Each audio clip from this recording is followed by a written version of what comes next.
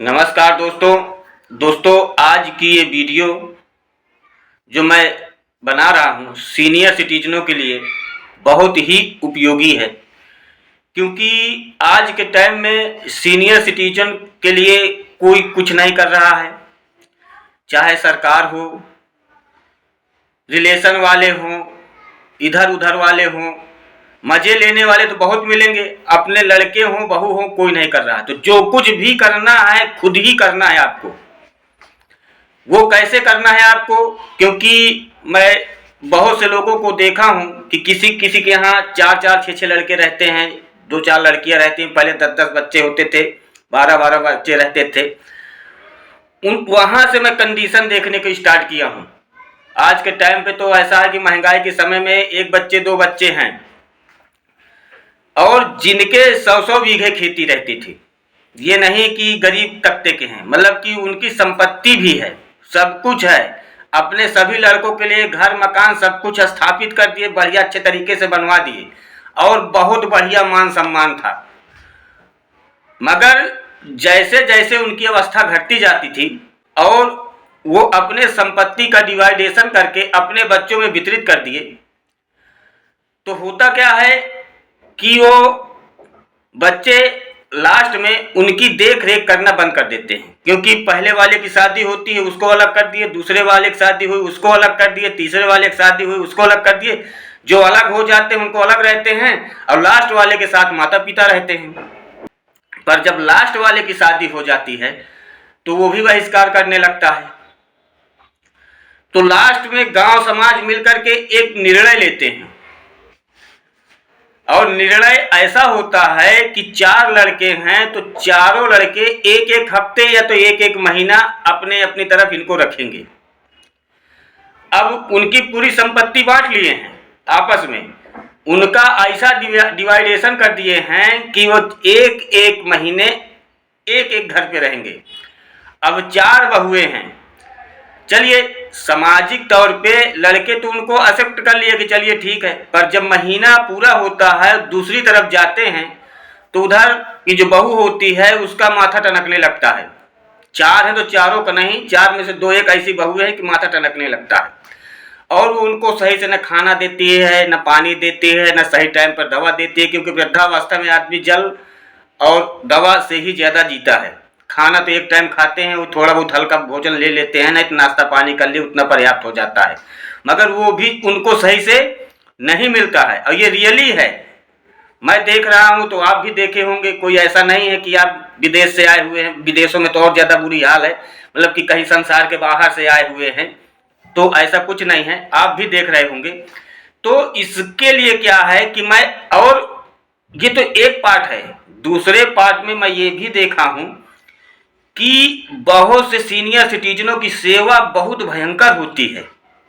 इतनी भयंकर होती है कि वो चारपाई पे लेटे हैं, उठ नहीं पा रहे हैं, और सुबह होते ही उनको स्नान करवा के बढ़िया सेंट लगा करके एकदम बिस्तर को एकदम क्लीन चिट करके लेटा देते हैं, एकदम घमकते रहते हैं। क्यों? क्योंकि उनके पास पेंशन आ रही है। और इधर वो किसान वर्ग से थे तो अपनी संपत्ति पूरी क्या किए, लड़कों में बांट दिए। अब उनकी कोई पेंशन नहीं आ रही है, और इधर पेंशन आ रही 50,000 का महीना। तो अगर थोड़ी सी छींक आ गई है तो घर के बेटे और बहू इतना ज्यादा डॉक्टर के पास भगेंगे कि हमारे ससुर जो हैं, हमारे पापा जो हैं, वो 1 महीना और जी जाएं तो 50,000 रुपया वो मिल जाएगी। तो इस चीज को ये सत्य भैया, मैं हकीकत बयान कर रहा हूं, आप लोग कहीं भी जाकर के देख भी सकते हैं। मैं जो चीज देखा हूं उस चीज को आज व्याख्या कर रहा हूं, और अदर इसे अन्यथा मत लीजिएगा। तो कि 50,000 और मिल जाएंगे। और दूसरा लड़का कहता है कि पापा हमारे तरफ रहेंगे ना। पापा तेरे तरफ क्यों रहेंगे? पापा हमारे तरफ हमेशा सदियों से रहे हैं। इतना ईंचातानी है कि उनको जो है, जो रख लिया है अपने तरफ, दूसरी तरफ जाने नहीं दे रहा है, क्योंकि उनके पास एक आय का स्रोत है और इधर वालों के पास आय का स्रोत नहीं है। तो मैं ये वीडियो इसलिए बना रहा हूं कि आप लोग भी अपने वृद्धावस्था के लिए आय का कुछ स्रोत बना लीजिए। अगर आपके पास आय का स्रोत है तो आपकी सेवा बराबर होती रहेगी।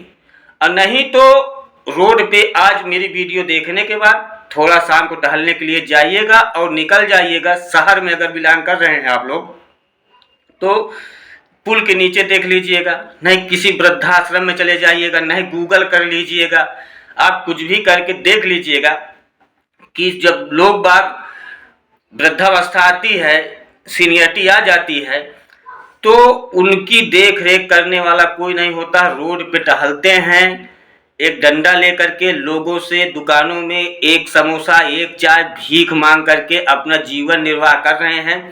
और अगर उनसे कभी बैठ करके बातें करो तो अपने ज़माने की जब वो बात करते हैं कि क्या क्या अपने बच्चों के साथ किए, क्या क्या नहीं किए, अपनी पूरी दयनीय दशा भी बताते हैं। कभी आप लोग इन लोगों से मिल करके इनकी बातें सुनिए तो शायद ऐसा है कि कुछ मन के अंदर परिवर्तन आए कि नहीं, माँ बाप के साथ ऐसा नहीं करना चाहिए जो लोग बात कर रहे हैं। अरे संपत्ति तो पूरी दे ही दिए हैं, 2 टाइम की रोटी चाहिए, मगर वो लोगों को नहीं दिया जाता है, उन्हें ले जाकर के वृद्धाश्रम में ठेल देते हैं। तो चलिए मैं उस लड़के के यहाँ तक भला करता हूँ कि कम से कम वृद्धाश्रम में पहुँचा तो दिया है। ये अगर आपको वृद्धाश्रम में पहुँचा दिए हैं तो समझ लीजिए कि बहुत बड़ा एहसान है आपके पास। नहीं तो वो घर से बाहर निकाल देते हैं सीधे सीधे मार के, और मजबूर होकर इंसान को निकलना पड़ता है, रखते ही नहीं है, खाना ही नहीं देते हैं। और वो रोड में जाने के लिए, पुल के नीचे सोने के लिए, ठंडी है तो गर्मी है तो छत से बेछत हो जाते हैं। तो इसलिए देश के जितने सीनियर सिटीजन हैं या कहीं से भी हैं, अगर उस सीनियर सिटीजन के रूप में आ रहे हैं तो मैं सब लोगों से एक आग्रह जरूर करना चाहूँगा कि आप लोग अपने लास्ट समय के लिए कुछ ऐसा कर लीजिए कि आपको महीने में आय मिलती रहे। अगर महीने में आपको आय मिलती रहेगी, नहीं 50,000 मिल रही है, 4-6-10 हज़ार रुपये के लास्ट में हमको पेंशन के रूप में किसी भी प्रकार से बैंक में पैसा जमे उसके ब्याज के रूप में हमें किसी भी प्रकार से ये लास्ट में जीवन यापन के लिए हमको मिलता रहेगा, तो आप यकीन नहीं करेंगे कि आपके लड़के और आपके बहू इतना ज़्यादा सेवा करेंगे। क्योंकि आज की महंगाई में उनको अपने बच्चों को पढ़ाना लिखाना है, पैसा नहीं पूरा हो रहा है, और पापा का 10,000 रुपये मंथली आ रहा है, तो आलू भी ले आएंगे, प्याज भी ले आएंगे, लहसुन भी ले आएंगे, अदरक भी ले आएंगे, फीस भी जमा करेंगे, तो वो खुद आप पे ही निर्भर रहेंगे, तो आपको कैसे बाहर निकालेंगे। तो अगर आप लोग ये सिचुएशन को एक्सेप्ट करके और एक अच्छी खासी सेविंग स्कीम बनाना आज से ही चालू कर दीजिए। अंत समय को मत सोचिए, आज से ही 10, 5, 20, 100, 50 जो कुछ भी हो उसको एक साइड लगाइए। जैसे ही वो 1500 ग्रुप में होता है उसको बैंक में जमा कर दीजिए।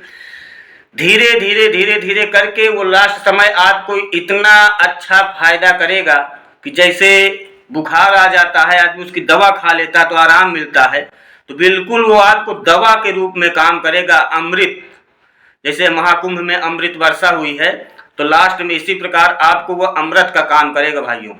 और अगर इसे आप नज़रअंदाज कर दिए हैं तो समझ लीजिए कि आपको दर दर भटकना पड़ेगा। और एक दिन ये वीडियो जो मैं बता रहा हूँ अगर सुने होंगे तो इसे याद जरूर करेंगे। जो लोग अपना लेंगे वो भी याद करेंगे, जो ना ही अपनाएंगे वो भी याद करेंगे कि हाँ कोई व्यक्ति था, कुछ बताया था, उसको हम सही नहीं माने, अन्यथा ले लिए थे, इसीलिए आज यहाँ पे हम आए हुए हैं। क्योंकि मैं बहुत सर्च करता हूँ सीनियर सिटीजनों के विषय में, क्या चल रहा है इनके ऊपर, कैसी घटनाएं इनके ऊपर घटित हो रहे हैं, सामाजिक रूप से या ग्रह कलेश में क्या हो रहा है, उन सब चीज़ों को देखने के बाद मैं वीडियो बनाता हूं ताकि आप लोगों को कोई किसी प्रकार की दिक्कत हो रही है तो इस चीज़ को देखते हुए और सुनते हुए उस रास्ते को चेंज करके अदर रास्ते पे चल पड़े, ताकि आपका जीवन यापन सुखमय व्यतीत हो। और आशा करता हूं कि ये वीडियो आप लोगों को बहुत अच्छी लगी होगी। अच्छी लगी हो तो थोड़ा कमेंट करिएगा, शेयर करिएगा, ताकि और अपने जो अगले भाई बंधु हैं उन तक पहुंच सकें, और जो लड़के हैं वो भी देख करके थोड़ा इससे कुछ ज्ञान ले सकें। धन्यवाद।